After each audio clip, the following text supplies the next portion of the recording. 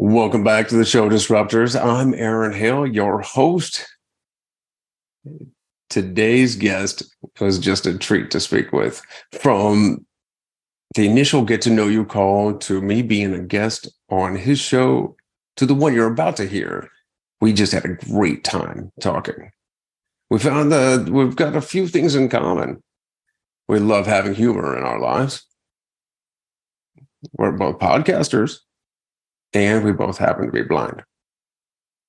In fact, Brian Fischler's website actually says world's funniest blind comedian and writer. Of course, there's an asterisk behind it or a star of some sort. He told me that he had to qualify it because claiming to be the world's funniest blind comedian actually ruffles some feathers in an apparently sensitive blind community of blind comedians. From Florida to Hollywood to New York, Brian's had a very vivid and varied career path, mostly in the entertainment space, all while coming to grips with a degenerative condition that gradually stole his eyesight. Rather than surrendering to the disease, he merely had to adapt. And he found an occupation that fit both his abilities and his passions. And found that the more he chased his passions, the stronger his abilities became.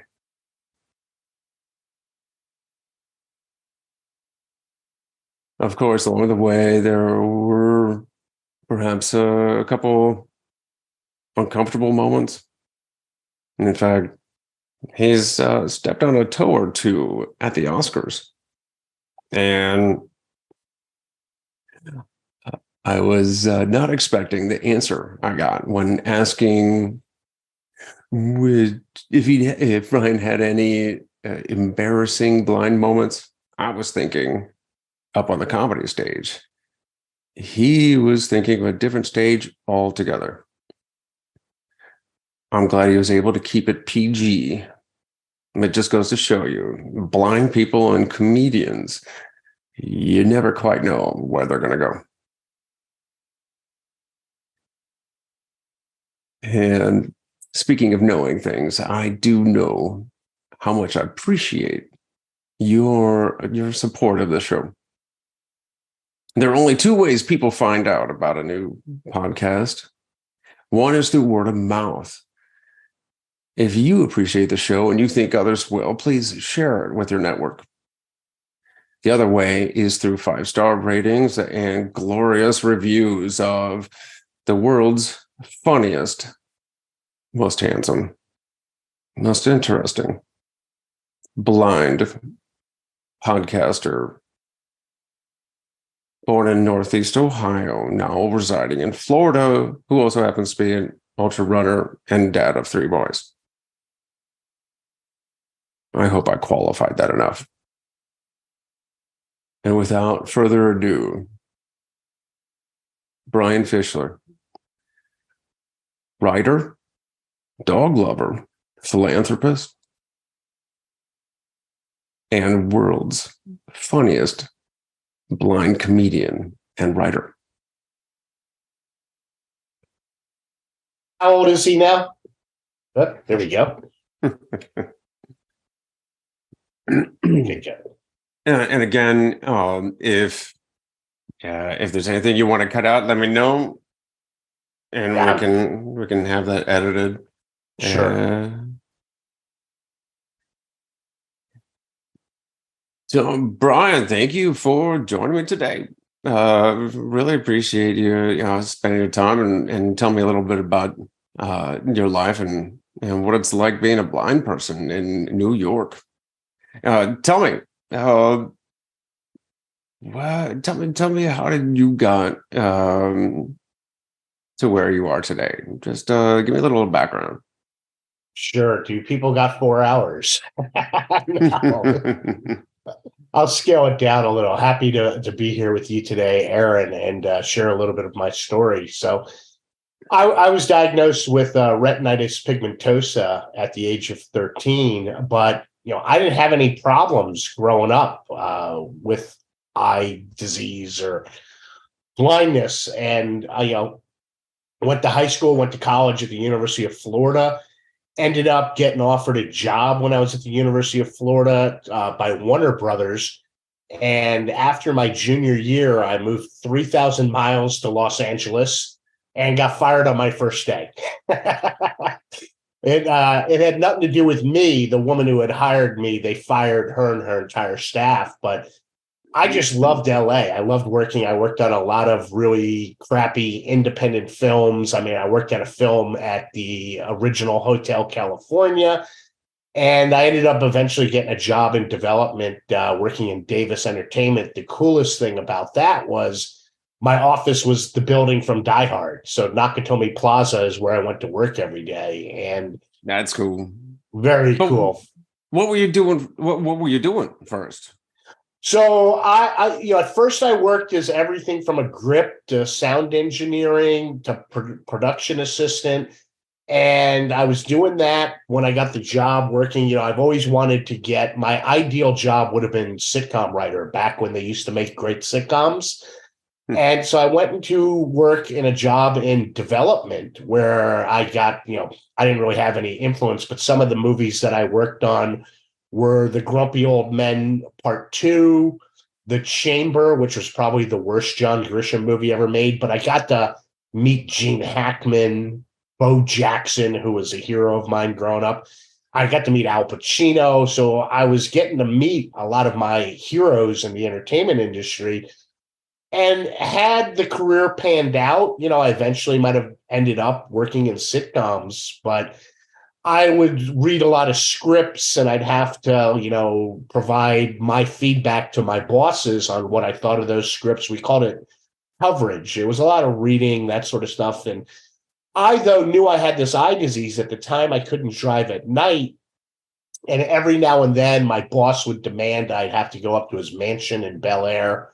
And I'd have to I was kind of in the closet as far as being blind, because back in the 90s, any kind of disability was looked at as a weakness. So nobody knew I was blind. I remember a company Halloween party that we had where I was like walking down some steps and I didn't see them and I stumbled. And the whole joke the next week at work was, "Oh, how drunk were you?" And I had like one drink.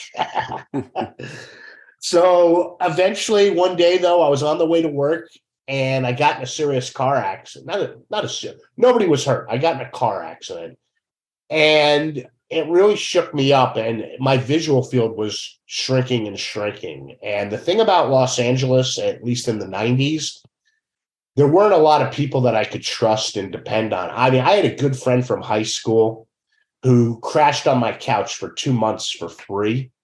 Now, when I started going blind, he was living on his own, and I'm like, making $300 a week, and we'd go out, we'd hit all the Hollywood hotspots at night, and I hit him up one night, and I'm like, "Hey, man, can you come pick me up? I can't drive at night." He knew about it, and he's like, "Well, why don't you take a cab and maybe we could drive you home?" And that was the point where I said, if I can't trust this guy who crashed on my couch for 2 weeks for free that I grew up with.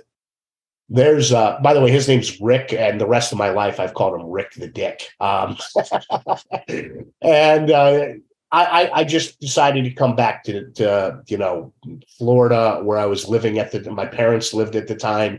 And the day I got home, the guys that I grew up with, for the most part, besides Rick the Dick, it was like I wasn't gone for 5 years. Like we didn't miss a beat and everything. And kind of went to work for a family business. I'll skip through some of this executive search, but at the time, 2000 was my greatest year and worst year. I know you've kind of had that experience as well.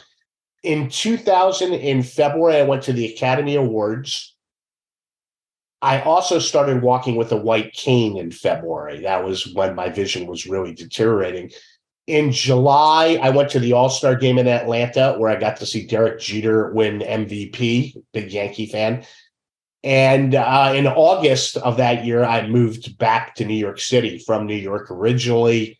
And it was kind of twofold. You know, my family knew my vision was deteriorating, and to get me out of driving anymore, kind of moved back, to the city where you could take public transportation to get around. And also, we opened a family business office here. I was working in executive search at the time, as we had a lot of New York, New Jersey-based clients. And then in October, we had that great Subway Series where the Yankees played the Mets. I was able to get disabled seatings to game 1 and 2 of the World Series. And even though I'd only lived in New York for about 2 months, everybody wanted to be my best friend because I had these great tickets. My old man ended up flying up, and my best friend from high school flew up. And those are the people that went to the World Series with me. So. Now, back it up a little bit. When did you finally? How old were you when you finally realized that you couldn't really live independently or in Los Angeles and do the job you were doing? Yeah, that was so that would have been like 25. So 25 was when I knew I had to kind of leave Los Angeles. We didn't have Uber at the time. Mm-hmm. Yeah, I wasn't using assistive technology. With retinitis pigmentosa, it's kind of the slow loss because it really started in that 97, 98. 2000 was a marking point, which is when I started walking with the white cane, right? I didn't always need it. I would hide it in my computer case. And in fact, one funny story. So my first neighborhood bar that I went to in New York, real popular young place, a lot of 20-year-olds hanging out there. I would go in, I'd sit down, and they had great food, and I'd read the menu, and I'd have my white cane folded up sitting there. And one night the bartender says to me, "What's with the pool cue?" And I said, "No, dude, I'm visually impaired. I'm blind." I would always say legally blind at the time. I'm like, "I'm legally blind." And he felt so bad, I think I drank for free for a month. So, yeah, that was the beginning. And then really 2009.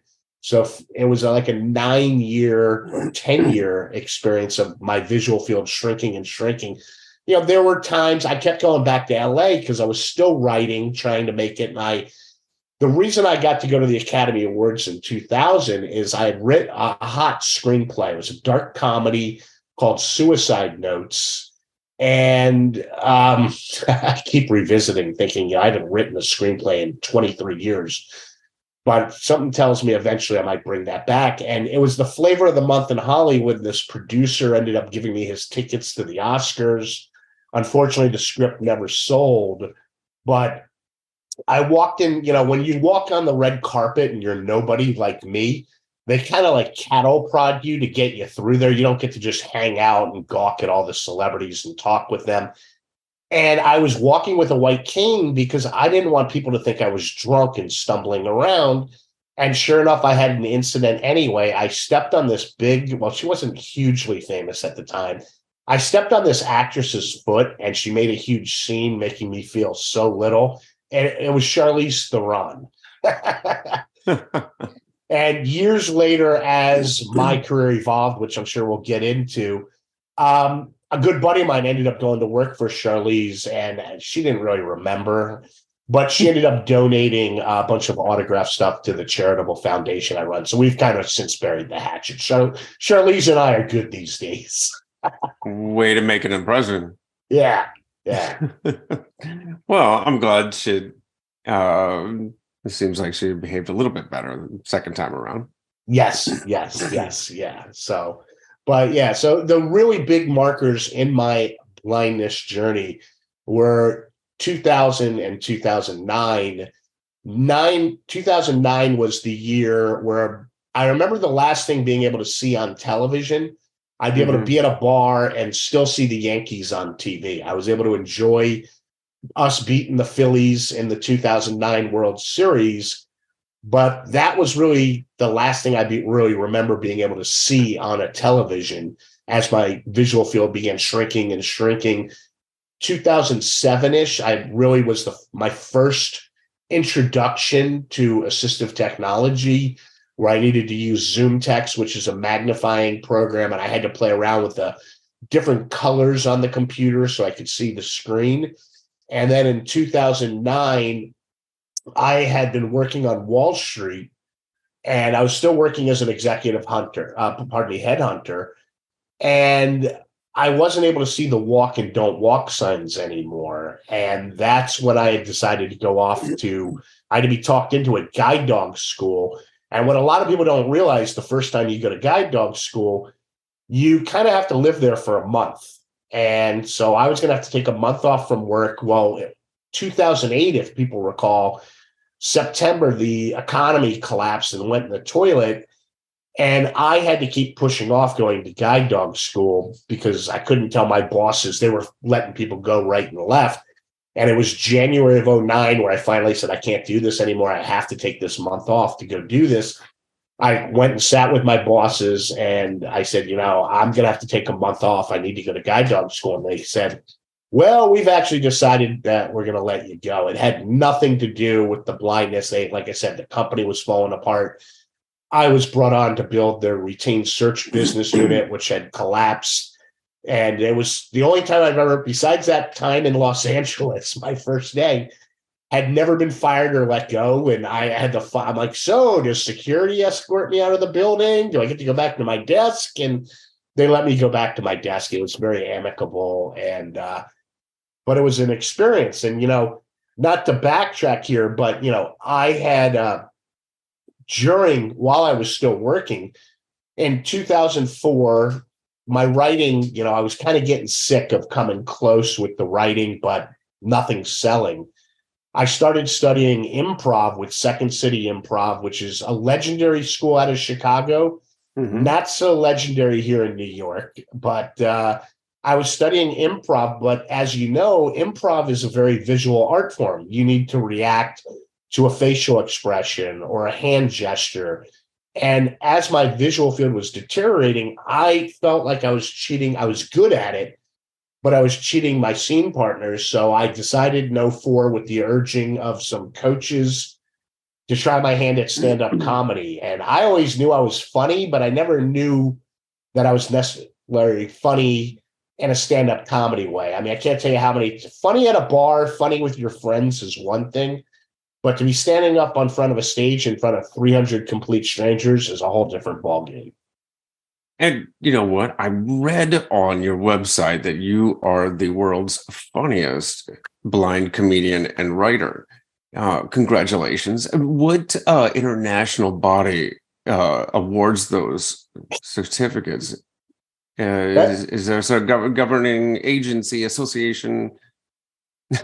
There's a vote every 52 years, and I had just gotten in. The next one's coming, I guess, in about 30 years or so. Now, it's very funny. It's a great question that you asked that. So when I first launched my website, it was like this really crappy design software, and you had to put a title for the website.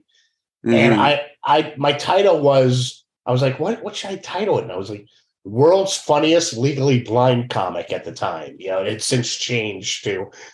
And I remember the day that I got this email, and I had a couple of videos up there and stuff. I was doing a few things, and I get this email that says, I've seen another legally blind comic, and he's funnier than you. Really? Yeah. You ruffled some other comedians' feathers. Yeah. At the time in the 2004-05 range, there were like 3 or 4 of us. There was one out of California, one out of Texas, me out of New York. None of us have ever met. And I was just like, it's not like an official title. I just named my website and to get that email. I guess it was really, I had gotten negative feedback about writing or constructive criticism about writing, but this was just, I guess it was my introduction to almost like social media before social media really existed on the scale that it exists today. Before I had ever been heckled on stage, which I've had happen, not a ton, but I have had some fun experience with heckling, which I could mention. And so I started, like I said, in 2004 doing the stand-up. I got very lucky very early on. I got an opportunity like within a 6, 8 months, a year of doing stand-up to open for Kevin James and Ray Romano, who at the time were the two biggest sitcoms, me being a sitcom lover. Mm-hmm. Everybody Loves Raymond and King of Queens. And I got to do 2 shows with them at the Comedy Magic Club out in California. And it was a nerve-wracking experience. It was an awesome experience. So I'm walking with the white cane at the time. I'm backstage and I can't do accents. It's the one thing I've never learned to do. But, Ray Romano has that thick New York, Long Island accent. I'm walking and all of a sudden I bump into somebody and I'm like, oh, I'm so sorry. And I hear, no, that's okay. And I'm like, oh my God, I'm so sorry. It was Ray Romano. Ray and Kevin could not have been two of the nicest guys I've ever met. Between shows, we're sitting backstage, and when you're as big as they are, they flew in Maine lobster, and they've got Maine lobster. They've got this incredible spread in the green room, and they're like, Brian, dig in. And I'm like, I don't think that's here for me, man.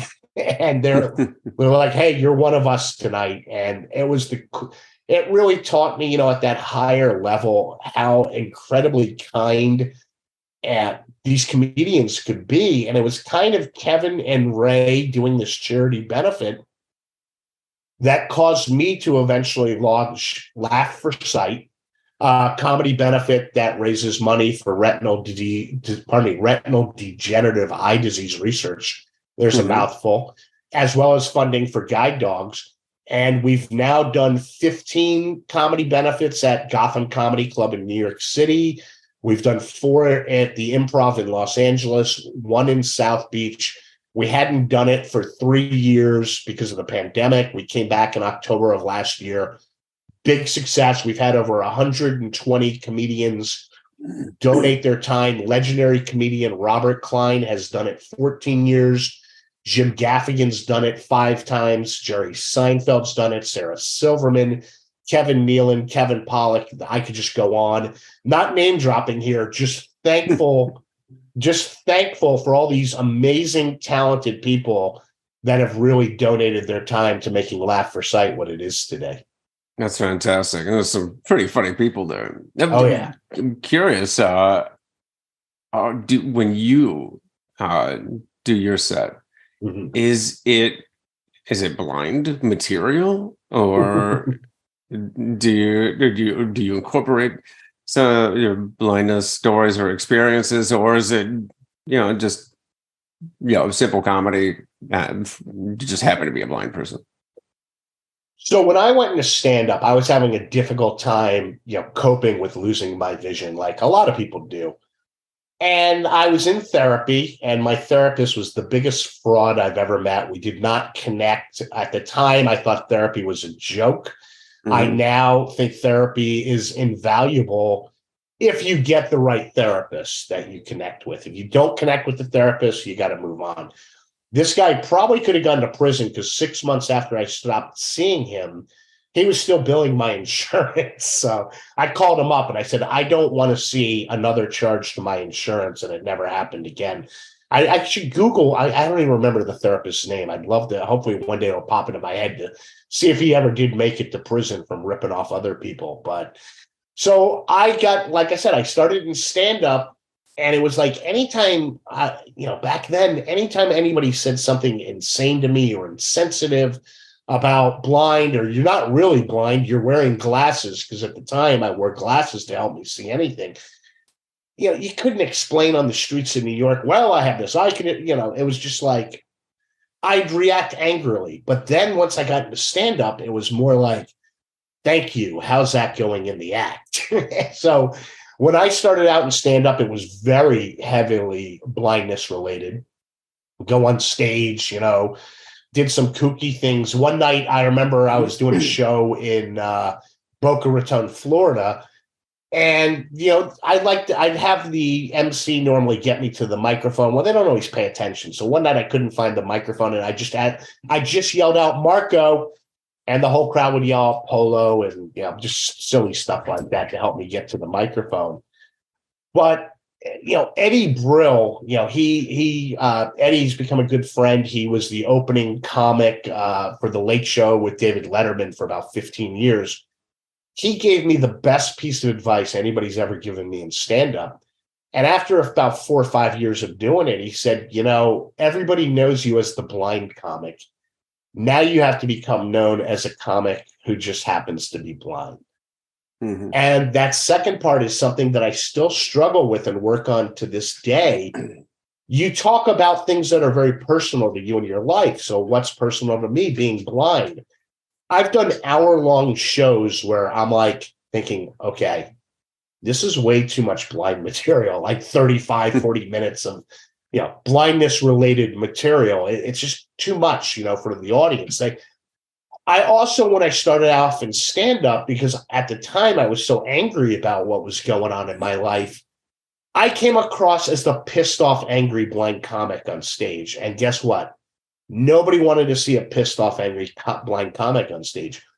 As I came to better terms and grips with losing my sight, I became much more mellow, more laid back. I'm kind of a low energy comic. I'm low energy in real life. I'm lazy.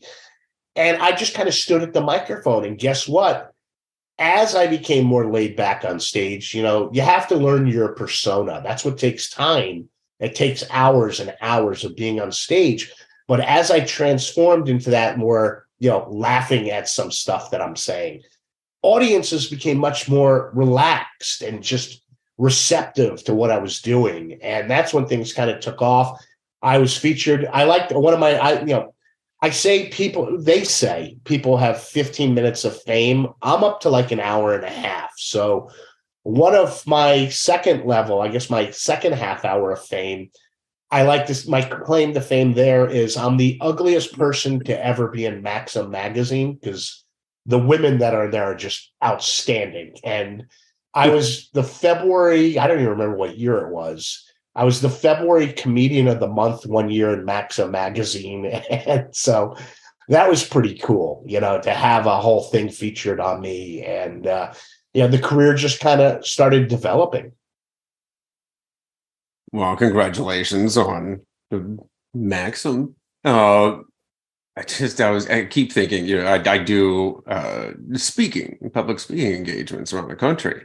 Mm-hmm. And I always, infuse all of my talks with humor. I use humor a lot myself, just in dealing with life.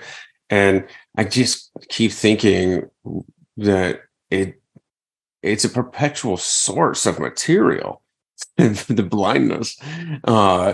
It is. And that in itself has got to be a challenge to step away from the blind comedy to just becoming, like you said, a comedian who happens to be blind. Because I imagine comedians, they've got to be very observant, correct? Yeah. You gotta pick a uncomfortable situation apart and then reassemble it to where you're finding the humor in it. But as a blind person, you don't get all of the information, right, that sighted people do. So how do you put together your jokes? Everything's very scriptive. Now, that's the thing that a lot of people don't understand. George Carlin, one of the kings of comedy. Unfortunately, I got into comedy a little too late. Never got to meet George. But people don't realize his HBO specials were word for word scripted, but he had such brilliant stage presence, it didn't come off as scripted. So it's an act. You are doing a little acting. It's why so many comedians eventually end up in acting, because everything is so scripted. The greats, they know what they're going to say in advance, but they're so talented, it can't come across rehearsed or scripted. Carlin would tell HBO the very first word and the very last word of his set. And, Robert Klein, who's become a great mentor to me, we would have debates over, is it easier for me as a blind comic where I can't see people in the audience, as opposed to them seeing people not paying attention, that sort of thing. But I do like to ad lib because I do come from an improv background, and some of the best lines I've had on stage have been improv lines. I think it's more difficult not to be able to see the audience. For example, one night, so the Queen Mary, which is the cruise ship that my grandfather came back from World War II on, it's now docked in Long Beach, California. I think the best ad lib I ever had was on that ship. I did 2 shows one night. First show, incredible, went great. Second show, doing same exact material, different crowd, getting no response. And it just popped into my head like no laughs. I go, what are the odds? A blind comic and a deaf audience. And just nothing. I just knew. Chris Rock says there's no such thing as a bad audience. Well, maybe at the level that Chris Rock is at, when you're performing in front of 500, 3,000 people, trust me, I've been in front of plenty of bad audiences. I was thinking about telling this heckling story here, but I can't. It's too dirty to actually tell on this show. I'm trying to think of some of the heckle stories I've had, but I do enjoy, like, when people are creative and they might yell something out that allows me to react off of that, because that's my way of interacting with the crowd. And people have wanted me during the pandemic to do a bunch of Zoom shows, and I turned them all down because I saw I'm an opening act. I saw headlining comedians not doing so hot on Zoom. And the reason is you feed off the energy of the audience, and not having that during the pandemic, I didn't think that really would have been too great for me to do. In fact, I just turned down another Zoom opportunity for something they wanted me. They didn't want to fly me in, and I'm like, no, I don't do Zoom comedy shows. It's not my thing. Yeah, it's certainly tough. And I hadn't ever considered it from that standpoint of a good audience or a bad audience. It's just an audience, and they feed off of you. Yeah. But I see there that the opposite is also true. You feed off of them. I remember the first time I gave one of my speeches over Zoom, one of those virtual presentations, and there was no audio at all coming back. It was just one way. So I was giving my entire speech to essentially the wall. Yeah. and that's tough. After the fact, I remember, one of the administrators, one of the organizers came on and said, you couldn't hear it, but everybody was laughing so hard. Like, oh my gosh. So you're absolutely right. You feed off that audience. So you've been doing comedy for a few years, writing as well, and blogging and creating a website. Now you've got a podcast, but it's not a comedy podcast. Tell me about this.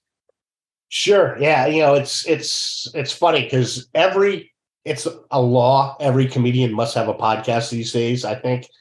And I got into podcasting. Gosh, it was funny because I saw the writing on the wall, how big podcasting was blowing up about 2008, 2009. We did a Laugh for Sight LA, and Greg Fitzsimmons ended up hosting his podcast upstairs at the club.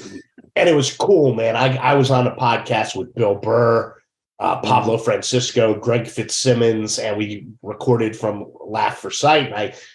So I saw what this was going to be. And the very first thing I launched was a very short-lived one episode called Gotham Comedy Radio. Gotham's my home club in New York. Like I said, it's where we do Laugh for Sight. And I talked the owner. I said, hey, we have this great space and the green room. I always loved inside the actor's studio. So my concept was, why don't we launch a kind of inside the actor's studio for comedians? I'll do the interviews. And the very first episode was Robert Klein. I didn't know anything about editing. I didn't know anything about audio production. Well, we did one episode, and I didn't have the following to grow this thing. Gotham did. And unfortunately, even though the club loved the episode, they never really promoted it. So I'm like, why am I going to spend all my time doing this?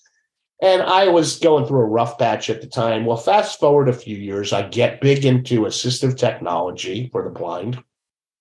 It really saved my life. I mean, it got me through hell and back, so to speak.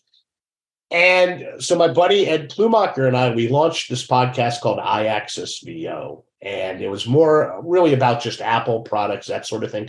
We did it for about 3 years. And then Ed's life got a little crazy. My life got a little crazy. So I ended up breaking off. And this guy brought me on to do, he loved what I did. It was technology, but with some humor to it. So he wanted to do it, and we launched that Blind Tech show. But the problem was everything for him had to be educational, which is good, but I'm more an entertainment educational kind of guy, and everything had to be G-rated. So I'd make all these off-the-hand comments that he'd edit out. So eventually we had a difference of opinion in 2020 during the height of the pandemic on where we wanted the show to go. We broke apart. And that's when I rebranded it to That Real Blind Tech Show. We kind of had a messy divorce. He kept the podcast feed, so we had to rename the show. Thankfully, I had all the social media handles.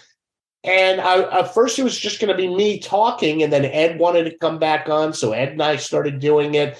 And then a longtime friend of mine who had podcasted a little bit with us, Allison Malloy, who's very big in the blindness community, she reached out to us in January of 21, how she had missed podcasting. So she came back as a regular. Then we started to get, we were growing this from the ground up, as a new podcast, 0 downloads, which was a nightmare. We were doing thousands of downloads at that Blind Tech show. And how do you let people know you're here? Well, eventually over time, we're now almost 3 years into the rebrand. We're back to doing thousands of downloads. We've really hit a niche. We've got a lot of humor to our show. I have this insane background with the movies, and I learned how to edit during the pandemic. So I now fully produce the show. I edit it. And just when I'm editing, somebody will say something and I'll have this like weird movie theme just pop into my head. So we put a lot of movie audio clips in the show. It's just an audio podcast. And we do have, like I said, we call ourselves an infotainment show, and you could get us on all the popular podcast players at That Real Blind Tech Show. We have a lot of fun doing it, but we also do raise a lot of awareness about different tech for the blind. So we accomplish 2 goals. Oh, sounds fantastic. One last thing I'll tell you about it. We've had at least 5 incidents of blind people having not the Stairmaster, but treadmill disasters, because we've actually gotten 5 emails of people that were using the treadmill and fell off the treadmill because they were laughing so hard listening to our show. So we know we're doing something right. Well, it wasn't the Peloton, was it? No, I heard those. A lot of those were recalled. Oh, so yeah, I was just thinking, after college, you move out to Los Angeles, and you got a job. But while you're there, you're doing just about everything, anything that paid the bills and had you in that the filming industry. You moved to New York, and you work Wall Street. Then you just decide you're going to go do improv and then stand up, start these podcasts. It doesn't seem like you have a big hang up with trying new things or putting yourself out there, and not real afraid, say, of failure. What do you think you attribute that to?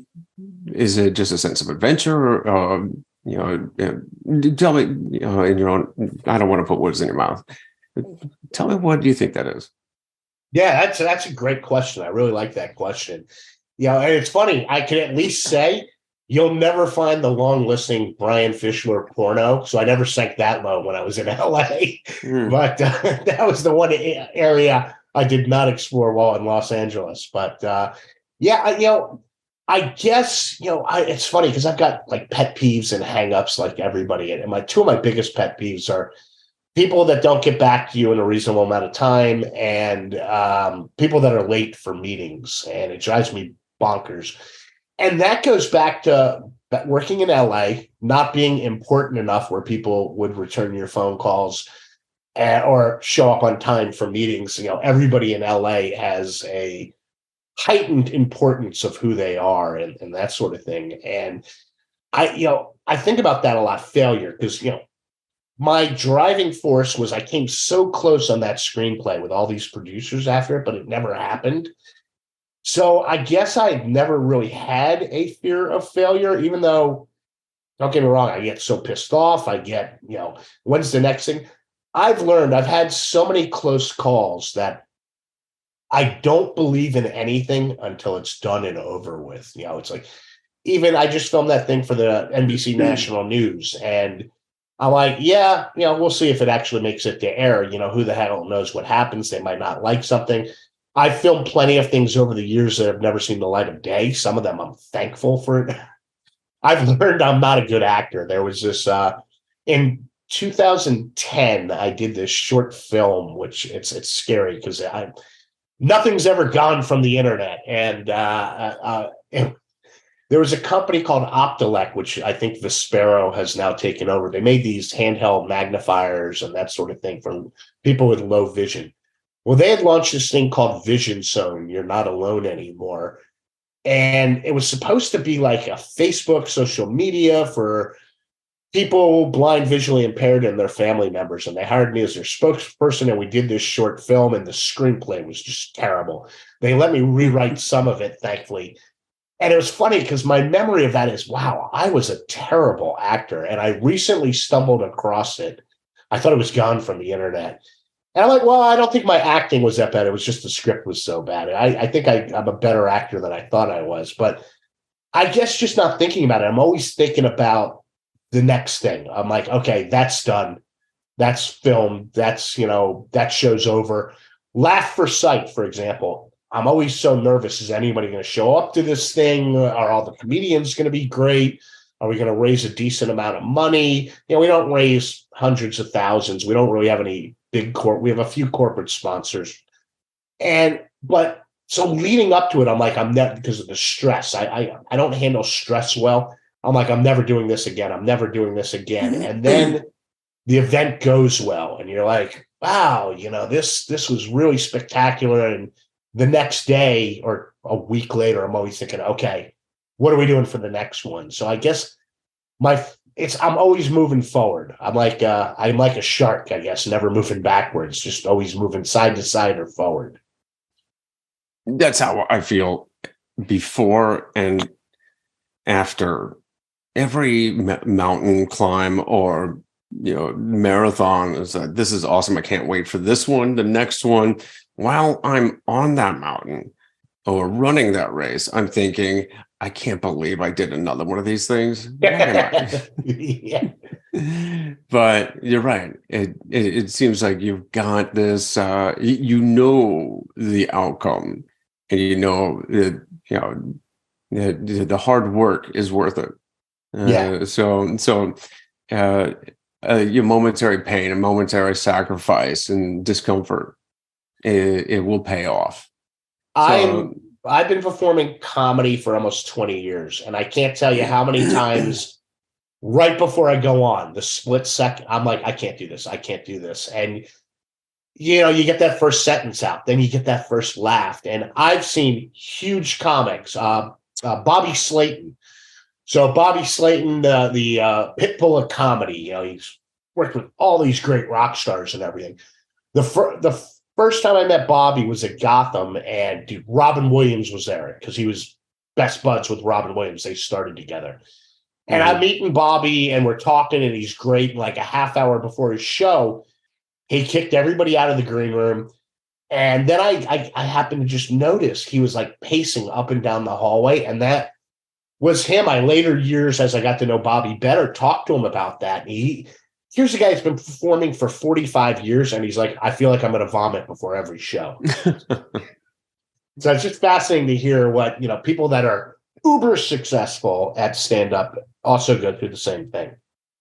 I can't imagine a better feedback than a crowd full of laughter. But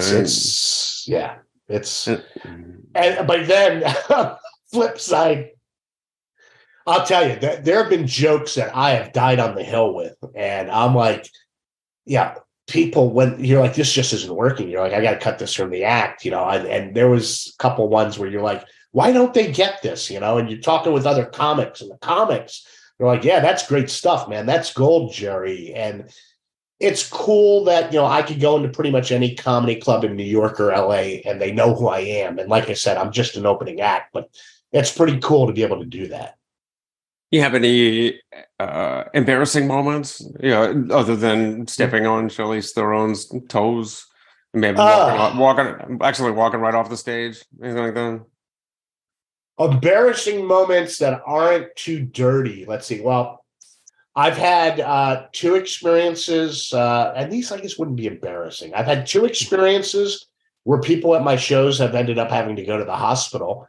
One was with, my guide dog comes on stage with me now, and I was doing the Improv in LA, and I get there a little early. I'm hanging out the bar, checking out the scene, what it's like. And, before I go on at the Improv, there's this couple that comes in. They had obviously been drinking, and, they're slurring their words, and they're like, can we pet your dog? And they're just bothering. And so finally I'm like, yeah, sure. Go ahead. Whatever, A lot of blind people don't like if you pet their dog. I'm more lax about it because I'm in a lot of social situations. Well, I'm eventually on stage at the show, and I hear this huge commotion at the back of the club, and you got to ignore it. You got to go on with the act. I find out after I get off stage from the bartender at the Improv. He's like, Brian, that couple that was all over your dog? Ends up, the woman was so drunk, she forgot she was highly allergic to dogs. During my set, her eye had blown up as if Mike Tyson had hit her in the. They had to have a hospital come and take her. Not a hospital. They had to have an ambulance come take her to the hospital. And it just it's just crazy. The stuff that happens to you. Bombing on stage when I was first starting. I'll try to tell a clean version of this. This would be, I just absolutely bombed. You're like, what am I doing? You go out, you tie one on. I remember it was a Monday night. I end up at a place in New York called I don't know if it's the Russian Vodka Room. A good buddy of mine comes out. He meets me. We close down that place. Well, it's like 3:00 on a Monday in New York, and we end up in a strip club, and I'm just drinking. I'm belly to the bar, and my buddy is sitting at a table, and he looks to the right of him, and he says, you kind of look like Dom Herrera, who's a famous comedian from the 80s and 90s. And the guy goes, well, that's because I am Dom Herrera. And so my buddy says, my buddy just started out in stand-up, and he had a kind of a rough set tonight. Would you mind talking to him? And he brings him over, and I was a huge Dom Herrera fan. And I'm not listening. I'm being what was known as belligerent Brian because I've drank too much. And my buddy James is like, Brian, I got somebody I want to introduce you to. And I just turned around and cursed both of them out. And Dom's like, yeah, I'm going to go back to my seat. Well, flash forward about 5 years. I'm at the Improv in LA. And my buddy's like, because I can't tell when somebody sits next. My buddy's like, hey, Dom Herrera just sat next to you. I'm like, you got to be kidding me. So I turned to Dom, and I'm like, Dom, I don't know if you remember who I am. And he goes, go F yourself.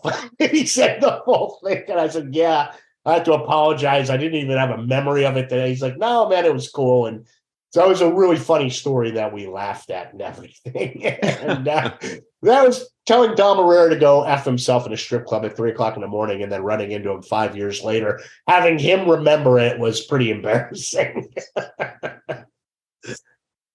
I don't. I wouldn't blame anybody for night spent drinking. Yeah, no, but I once spent this was, motivational speech, not comedy. And they asked me if I wanted to have the podium. I said, no, I don't want the podium. I'll end up strangling that thing if I get to hold on to it. So, but I would like it nearby so I could just touch it like a touchstone, make sure I'm pointed in the right direction. Well, I'm a very animated speaker, and somehow I got myself kind of turned around. I reached out for that thing and couldn't find it. I didn't want to keep looking because it would look like it would have some kind of seizure. Ended up turning an entire like 45, 90 degrees. I was talking to the wall for about 15 minutes. Oh yeah, I've had that happen where people are like, you were a little off from center. And I now try, because now I stand at the mic stand. So that's kind of like keep me centered. But I've had the mic, cord detached from the mic and them have to come on stage, And one time, because when I'm in LA, I like to hang out at the Improv, and I'll meet buddies there. And one night I was hanging out with some buddies, and I guess some comic no-showed. And they're like, hey, Brian, can you do us a favor? Can you go on? And I'm like, sure. Not realizing that I had about 5 Jack and Cokes, and I was doing the late show, and what I was actually able to hear me slurring the words in my head. It was not a good performance. People think you could drink and go out. No, not a bad, because you lose your sense of timing and your ability to really feed off the crowd if you drink. I'll have one before I go on, sometimes 2, just to loosen those nerves. But yeah, I mean, I always discourage people from drinking too much before they go on stage. And another funny thing, people ask, how do you know when you're a successful comic? And I tell them when you're in AA, because all the successful comics I know are in AA. I am not in AA, so I'm still waiting to make it as a successful comic. Well, it definitely sounds like you don't let your blindness be an excuse for chasing what's best in life and being the best you can be. What kind of advice would you give for somebody who says, I can't because blank? I can't because I do this, or I have that, or I was born this way, or what do you think? Can't and don't are 2 words that I just do not care for. I look at it this way, especially, whether it's something I'm doing with comedy, or could I have hustled more when I started out and done more shows and maybe made it as a headliner? Possibly. I don't like to look back and regret anything. I was dealing with a lot of stuff emotionally, mentally. As I mentioned early on, I'm not a big fan of psychology personally, because I never met that right psychologist. But I think I think the blindness organizations as a whole have failed the blindness community massively, because people think, okay, you're dealing with blindness, but they don't address the other side of blindness, which is the psychological aspect of loss, which we all deal with. That's something I'd like to see them do a better job of. But I also encourage anybody, no matter what you do in life, take an improv class, take a public speaking class. It'll help you with so many things. Do an open mic. Everybody should try, and write down a few things. Don't expect it's so funny. People are like, well, I'm pretty funny. And, it reminds me, gosh, in the 90s when I was still in Florida, I was at this party in Miami. And there was some comedian there. I don't know if he was anybody of any substance or anything, but he was, for some reason, picking on a buddy of mine. And he was just throwing shots at him for no reason. And I just destroyed and eviscerated that guy. This is before I was even... And I was in line at the bathroom at this party, and one of his buddies comes up to me and he's like, hey, are you a comedian? And I'm like, no. He's like, well, you should be, man. You'd be pretty good at it. And that was the first time I think I ever heard that. And that was 6-8 years before I even started doing stand-up and everything. But highly recommend, take a public speaking class. Obviously, if you're totally blind, improv's not going to be for you because it's so visual. Do an open mic, though. Take a stand-up class, Don't be afraid don't be afraid to experience life, I guess, is the best. Meaning everybody's going to fail. Look at baseball players. If they hit 300, that means, and nowadays 300 is incredible because nobody hits 300 anymore. That means they failed 7 out of 10 times. And in life, everybody's going to fail. I guess it's how you move forward and how you react to that failure. You can't let your failures define you. Let your successes define you. And everybody's going to have moderate to huge success in life.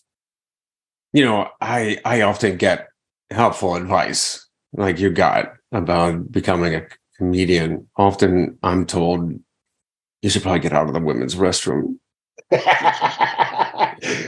No, you got to be like me, man. My local bar, I have permission to use the ladies' room because the men's room is too small for my guide dog and me to fit in there. It's smaller than an airplane bathroom. Well, I really appreciate your time. I wanted to ask you before I let you go is what it's like, living as a blind person in New York. How do you like it? How don't you like it? I used to say before all the Ubers and everything popped up everywhere, before we had ride shares, that New York is blind man's paradise because you take the subway or the buses where you want, whenever you want. Times have changed. I have to admit, full disclosure, I have not been on a subway in 6 years. I got very fortunate where I'm part of this pilot program, which just hopefully it's never going to end because it's supposed to have ended. I'm able to take cabs for the same price as the subway anywhere. And the subway has gotten a little crazy these days with what's going on. But, there's so much in walking distance in New York, and that's what's still fantastic. I'm in Astoria, Queens, which is very similar to Manhattan. I walk out my front door. I've got 5 restaurants, with nice bars within a 2-block radius. So I'm very fortunate. Yeah, it's chaotic. I lived in Manhattan for 11 years until they priced me out. And Manhattan was great. Nowadays, I go into the city a decent amount, but it's so chaotic, Manhattan. It's just people everywhere. And I don't miss it. I love Astoria because it's not as, in Manhattan, everything's so fast moving. In Astoria, it's a little more. So I've got the best of both worlds. If I want to get into Manhattan, I'm able to do it. But, that's the thing about New York City. You just have to be able, if you're going to live here, to be able to move at a fast pace, not get pissed off at everything, and, be a little chill, I guess. Well, Brian, I really appreciate you being on with me. If somebody wants to find out more about the podcast, more about you, just connect. How can they do that? Where can they find you? Sure. My personal website, which I recently found out because I read my bio, has not been updated in 10 years. So that's long overdue. Hopefully to get that done this summer, but that's my name, brianfischler.com. Sure, you can see the spelling of it here in this podcast. Or our podcast, That Real Blind Tech Show. You could ask, as we say on our show, the A lady to say it. That's Alexa. Don't want to set all those devices off. Or just any podcast player that you use to listen to regular podcasts, just type in Blind Tech Show. You can follow us on the Twitter. We're still there, at Blind Tech Show or at Blind Gator. That's kind of my pseudonym because I'm blind and I'm a Florida Gator. So, that's kind of where I'm at. All right. Well, thank you very much, Brian. I really appreciate it. It was a great conversation. Thanks for having me, Aaron. And I'm looking forward to eventually being in the same city with you because we have got to sit down and have a beer. Yeah, I can't wait to tell you more blind jokes. R-rated, off the air. R-rated. I'll tell you mine off the air. Oh, my goodness. All right.